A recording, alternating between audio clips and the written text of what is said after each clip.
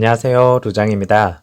애플카에 대한 내용들이 조금씩 다시 드러나고 있는 중인데요. 최근 포르쉐와 협업한 사실이 내부자를 통해서 알려졌다고 합니다. 사우디 최초의 EV 차량인 시어가 폭스콘의 생산으로 인해서 애플과 협업이 있는 것이 아닌가라는 루머가 돌았지만 확률적으로 점차 낮아지고 있는 것을 알 수가 있었고요.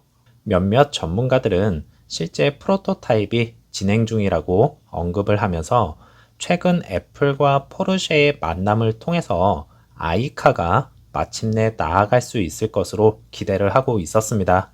이제 독일에 본사를 둔 포르쉐는 애플의 공동 프로젝트를 논의하기 위해 회의를 가졌다고 하는데요. 포르쉐 애플카가 확실시해 보입니다. 지난번 국내 기업과도 애플카 논의가 있었지만 무산이 되었고 이번에는 정말 확실해 보이고요. 현재 애플카 출시를 위한 카키 테스트가 출시를 하면서 그 기대감을 더 키워 나가는 중인데요. 앱 개발자 계정으로 진행이 되면서 이 앱은 자동차 업체가 애플의 자동차 키 기능과 통합을 테스트를 하기 위한 것입니다.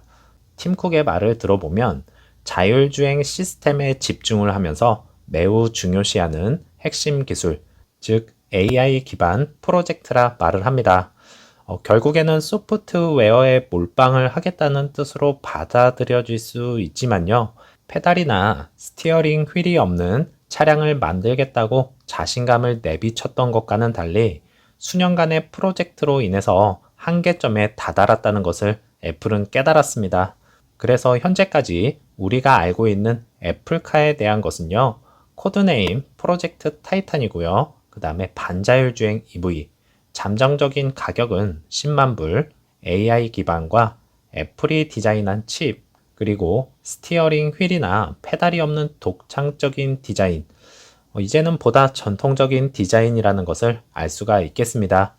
블룸버그에 따르면요, 애플은 이미 프로젝트에 대한 야망을 축소를 하면서 현재보다 실용적인 문제에 집중을 하고 최종 목표는 아직까지 알려지지는 않았지만 확실한 것은 애플이 기적의 차량을 출시하지 않을 것이라는 것입니다. 그래서 애플은 아이폰 제조사의 파이프라인에 없다고 말을 하고 있고요. 결국엔 폭스콘이 아니라는 이야기가 되겠습니다. 그러면 어느 기업이 될 것인지에 관심이 쏠릴 수밖에 없는데요. 중국 업체가 거론이 되면서 럭스 쉐어 체리 합작사가 생산 담당을 맡을 것이라는 전망이 나왔습니다.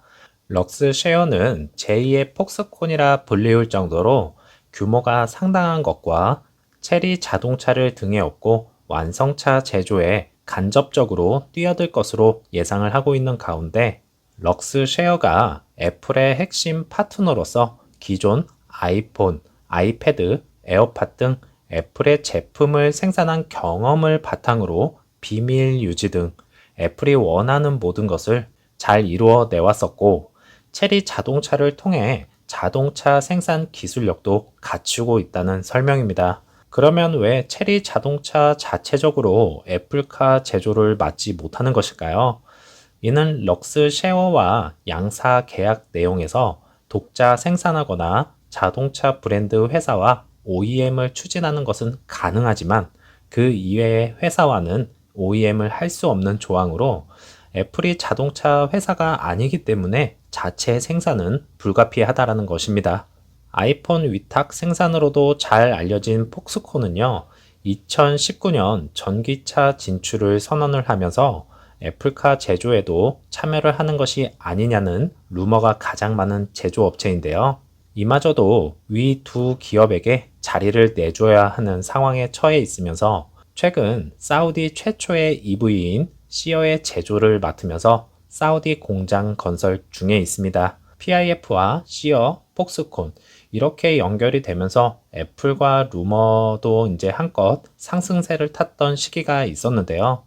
아직 확실하게 밝혀진 바는 없지만 점점 확실시 되는 것은 이제 폭스콘은 애플을 떠나서 사우디 PIF와 손을 잡게 되었다는 것이겠고 애플과 사우디는 아무런 연관성이 없다라는 결론이 나오게 됩니다. 더 나아가서 루시드와의 루머 또한 확률이 적어지는 상황이지만 아직은 대형 브랜드와 애플카 파트너십은 열려 있는데요.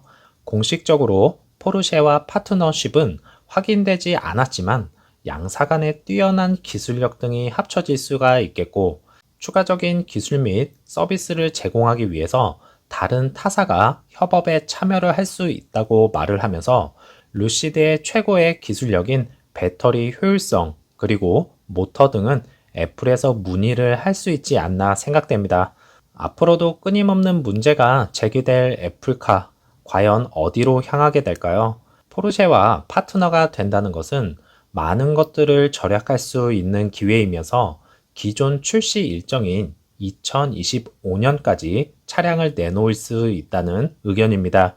분명한 것은 애플카의 성능과 기술, 그리고 가격, 어느 시장을 공략을 할 것인가인데요.